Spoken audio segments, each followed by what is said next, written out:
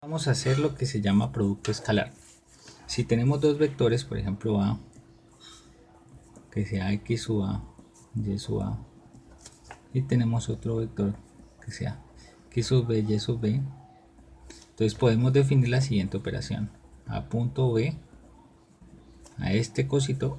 Esto lo que equivale es que vamos a hacer lo siguiente: tomamos estos vectores y multiplicamos la primera componente de uno con la primera componente del otro y le sumamos la primera componente de uno con la segunda componente del otro.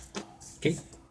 Entonces aquí está, este sería el producto escalar. A esto se le conoce producto escalar porque convierte los vectores en números.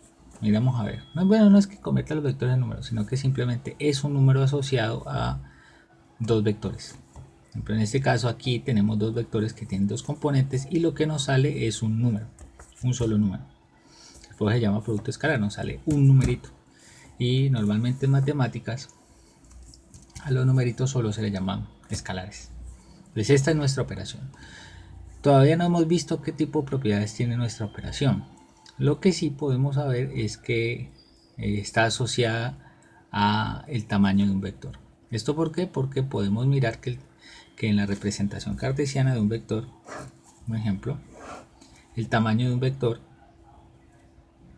si este es nuestro vector A, su tamaño, si estas son las componentes x, si esto es x sub a aquí y esto es y sub a acá, entonces esto que está aquí recuerda a un triángulo rectángulo. Veámoslo como así, donde este pedazo que está aquí tiene longitud x sub a, ese pedazo que está acá tiene longitud y sub a, y esto que está aquí pues sería la hipotenusa de nuestro triángulo, que como sabemos está relacionada con los catetos de la siguiente manera. ¿Listo? Pero esto que está aquí es el tamaño del vector al cuadrado, o la magnitud del vector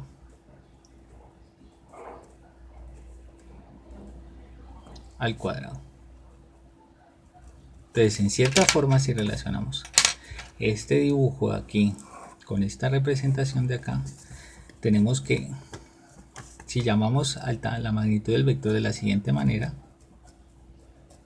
a esto le llamamos la magnitud del vector al cuadrado, entonces tendríamos lo siguiente: que la magnitud de un vector así es igual a al cuadrado, es igual a la suma de sus componentes al cuadrado. Eso es porque estamos relacionando diferentes cosas. Entonces podemos calcular el tamaño de un vector utilizando el teorema de Pitágoras. Entonces, de esta ecuación que tenemos, tenemos que el tamaño de nuestro vector, así solito, el tamaño de nuestro vector es simplemente igual a la raíz cuadrada de x sub a cuadrado más y sub a cuadrado. Por otra parte, veamos lo siguiente: si nosotros definimos el producto de A, el producto punto de A por A, entonces simplemente nos da x sub A por x sub A más y sub A por y sub A. Veamos, ¿no? Lo único que estoy haciendo es tomar el segundo vector igual a A. Entonces sus componentes serían x sub A y sub A. Lo que tenemos acá. Si vemos esto toma la forma de x sub A cuadrado más y sub A cuadrado. Eso quiere decir que esto que está aquí está relacionado de alguna manera con la magnitud del vector, o sea, su tamaño. Entonces podremos decir lo siguiente: la magnitud del vector A es igual a la raíz cuadrada de lo que está aquí adentro, pues lo que está aquí adentro es A punto A. Entonces A punto A. Esta es una forma general para definir el tamaño de nuestro vector. Entonces, la magnitud de nuestro vector está dado en términos de sus componentes, pero a su vez la operación que aparece de sus componentes están relacionadas con el teorema de Pitágoras y podemos escribir que la magnitud de nuestro vector es esto acá, el tamaño de nuestro vector. Relativamente sencillo, ¿no? Son un conjunto de operaciones que nosotros estamos definiendo. Todavía no le hemos dado sentido, pues más allá, mucho más sentido, sino simplemente lo único que estamos haciendo es definir las operaciones.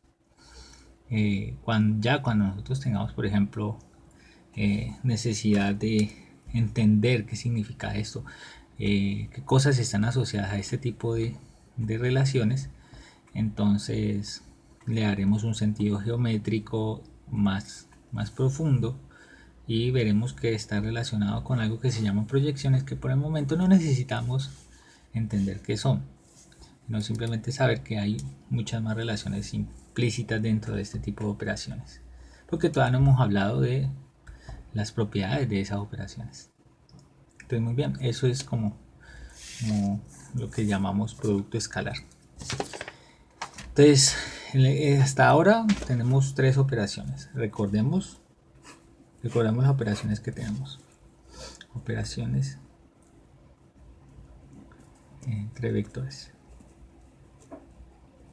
Listo, entonces por ejemplo, tenemos la operación suma, que si yo tengo A igual x sub A, y sub A, y B igual a x sub B, y sub B, entonces la suma me da un nuevo vector que tiene las siguientes componentes.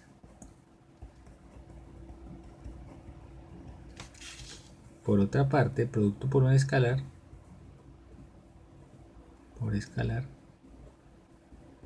entonces si tenemos alfa perteneciente a los reales y A un vector de la forma x sub A, y sub A, entonces alfa de A es un nuevo vector que tiene las siguientes componentes: alfa x sub A, alfa y sub A. Por último, producto escalar es cuando tenemos dos vectores, x sub A, y sub A, y B igual a x sub B, y sub B, y entonces lo que hacemos es escribir este numerito, que sería simplemente, ya no es un vector, es x sub A, x sub B más y sub A, y sub B. Y por otra parte, nos dimos cuenta que el producto escalar está relacionado con la magnitud de un vector por medio de esta relación, la raíz cuadrada de A punto A en este caso, para la magnitud del vector A. ¿Okay? Entonces simplemente es tener estas reglas en cuenta, y con eso entonces uno comienza a armar todo lo que podemos decir acerca de el álgebra lineal. Y pues bueno, por el momento hasta ahí.